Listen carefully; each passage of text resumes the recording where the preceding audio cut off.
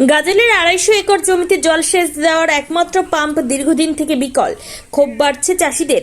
মালদা জেলার গাজল ব্লকের দীর্ঘদিন ধরে চাকনগর গ্রাম পঞ্চায়েতের মাথামোড়া এলাকায় টাঙ্গন নদীতে রয়েছে সেচ দপ্তরের একটি প্রকল্প। প্রায় বছর ১৩ আগে বসানো হয় রিভার পাম্প। এই পাম্পের মাধ্যমে সংশ্লিষ্ট এলাকার প্রায় ২৫০ একর জমিতে জলসেচ দেওয়া হতো, কিন্তু বেশ কয়েক বছর ধরে বিকল হয়েছিল পাম্পটি। স্থানীয় বাসিন্দারা নিজেরা উদ্যোগ নিয়ে পাম্পটিকে মেরামত করেন। এলাকার সংখ্যাগরিষ্ঠ কৃষকদের অভিযোগ, কৃষক নামধারী কতিপয় ব্যক্তি প্রকল্পটিকে এখান থেকে সরিয়ে নিয়ে যাওয়ার চেষ্টা করছে। দীর্ঘদিন ধরে এক জায়গায় থাকা নদী সেচ প্রকল্পটি অন্য জায়গায় সরিয়ে নিয়ে যাওয়ার উদ্যোগকে কেন্দ্র করে বিবাদ তৈরি হয়েছে কৃষকদের দুই গোষ্ঠীর মধ্যে। সংখ্যাগরিষ্ঠ কৃষকদের মত, প্রকল্পটি যেখানে রয়েছে সেখানেই থাকুক, অন্য জায়গায় সরানো হলে আন্দোলনে নামবেন তারা। পাইপলাইন এখান থেকে করতে হবে। আমরা কিছুতেই মানছি না, মানবো না। আমাদের পুরাতন একটা কমিটি ছিল, সেটা আমরা আবার নতুন করে একটা কমিটি করেছিলাম। সেই কমিটিটাকে সামান্য কতিপয় স্বার্থান্বেষী মানুষ এবং যারা পরশ্রী কাতর, তারা কিছুটা লোক মিলে এবং অফিসকে কীভাবে কবজা করেছে আমার অজানা।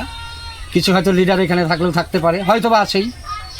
এবং তারা যৌথ উদ্যোগ নিয়ে একটা আমাদের মিথ্যাভাবে ডেকে নিয়ে গেল বিডিও অফিসে। সেখানে আমরা ছিলাম ৯০%, এরা ছিল, বিরোধীরা ছিল ১০%।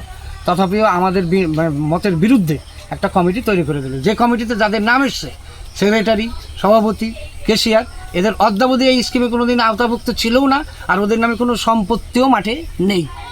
কী করে এটা হতে পারে, এটা সার্কুলারটা আমার জানা নেই। আমি অনেকবার অফিসারদের জিজ্ঞেস করেছিলাম, আমি কোনো সদুত্তর পাইনি। পরিদর্শনে গিয়েছিলাম, এলাকার জনগণ ছিলেন।